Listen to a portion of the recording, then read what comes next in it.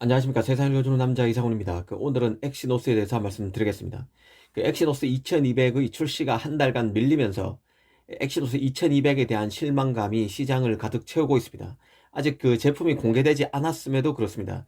사실 최근 그 엑시노스의 역사를 되돌아보면 굴욕으로 점철된 역사임을 알 수 있습니다. 엑시노스 990은 그 삼성의 커스텀 코어를 탑재한 마지막 AP였습니다. 사실 이 엑시노스 990의 경우 단순히 경쟁사인 이 퀄컴의 스냅드래곤 865에 비해서 성능이 떨어졌다고 말하는 것은 점잖은 그 절제된 표현으로 볼 수 있습니다. 그만큼 엑시노스 990은 그 스냅드래곤 865에 비해서는 한참 뒤떨어진 AP였습니다. 그래서 당시 삼성 갤럭시폰 에오가로부터 호된 질책을 받아야 했고, 결국 삼성은 그 자체 커스텀 코어를 개발하고 있던 몽구스를 해체하는 그 특단의 수를 두게 됩니다. 이후에 나왔던 그 엑시노스 2100은 그 몽구스 IP를 버리고 다시 ARM의 CPU 코어를 탑재한 AP였습니다. 하지만 이 역시도 GPU에서 스냅드래곤에 비해서 현격히 뒤처지면서 삼성은 왜 엑시노스를 포기하지 않느냐는 그 비아냥을 사야 했습니다. 사실 그 엑시노스 2100은 그 엑시노스 990보다는 스냅드래곤과의 성능 격차를 많이 줄였지만 여전히 퀄컴의 열세였다는 점에서 삼성으로서는 자존심이 상하는 일이었습니다. 그래서 삼성이 선택했던 게 바로 AMD와의 GPU 협업이었습니다. 이런 그 히스토리를 안다면 엑시노스 2200에 대한 기대감은 결코 가장되거나 무리한 게 아닙니다. 엑시노스 2200은 엑시노스의 한골 탈퇴를 원하는 그 팬의 입장에서는 수건과도 같은 AP라는 걸 알 필요가 있습니다.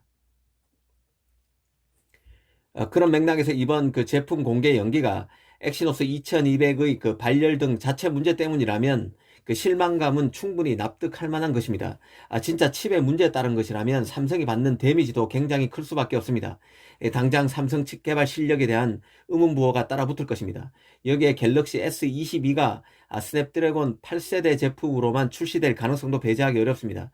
이는 그 스냅드래곤 대비 엑시노스의 성능 우위를 지렛대로 이 퀄컴 칩을 삼성 파운드리에 대거 맡겨야 갤럭시 폰 탑재를 늘려주겠다는 식의 그 삼성 파운드리 영업 전략에도 타격이 불가피해집니다. 삼성 파운드리도 연쇄적 충격을 받는다는 얘기입니다. 이 사실 삼성은 그간 엑시노스를 중국 스마트폰 업체 등 다른 IT 업체에 수출하길 원했고 추진했습니다. 이런 걸 안다면은 엑시노스의 성공은 꼭 삼성 파운드리의 성공을 의미함을 이해할 수 있게 됩니다. 엑시노스 2200의 그 성능 문제는 그만큼 그 예민한 이슈가 될 수밖에 없습니다. 하지만 그럼에도 엑시노스 2200을 기대하고 기다려줘야 하는 이유도 분명히 있다는 게 개인적인 생각인데요. 이 삼성은 엑시노스를 포기할 수 없습니다. 엑시노스가 없다면 당장 안드로이드 진영에서 남게 되는 제대로 된 AP는 단 두 개에 불과합니다. 이 퀄컴과 미디어텍인데요. 스냅드래곤과 디멘시티 제품입니다. 엑시노스의 소멸은 스냅드래곤과 디멘시티의 독과점을 의미합니다. 이 파운드리도 마찬가지입니다. 이 삼성 파운드리는 자신의 그 AP를 직접 제작해서 1등급 TSMC를 따라잡을 기반을 마련해야 하는 그런 스탠스에 있습니다. 이쯤에서 삼성 파운드리 위상을 한번 생각해 보겠습니다. 삼성은 TSMC보다는 더 못한 기업이지만 파운드리 3위 그룹인 글로벌 파운드리 UMC, SMIC와는 비교도 할 수 없을 만큼 앞서 있는 파운드리입니다. 심지어 인텔보다도 더 나은 위치에 서 있는 게 현재의 삼성 파운드리입니다. 삼성 AP의 사업 위축은 설계와 파운드리 사업 모두에서 이 독과점의 폐해를 낳는 이슈라는 것을 알 필요가 있습니다. 잊지 말아야 할 점은 엑시노스 2200이 AMD GPU가 적용되는 첫 AP라는 점인데요. 완전히 새로운 GPU를 시스템 온 칩에 통합하는 것은 어려운 일입니다. 최적화에 시간이 더 들어가는 것은 어찌 보면 당연한 통과 의례일 수 있습니다.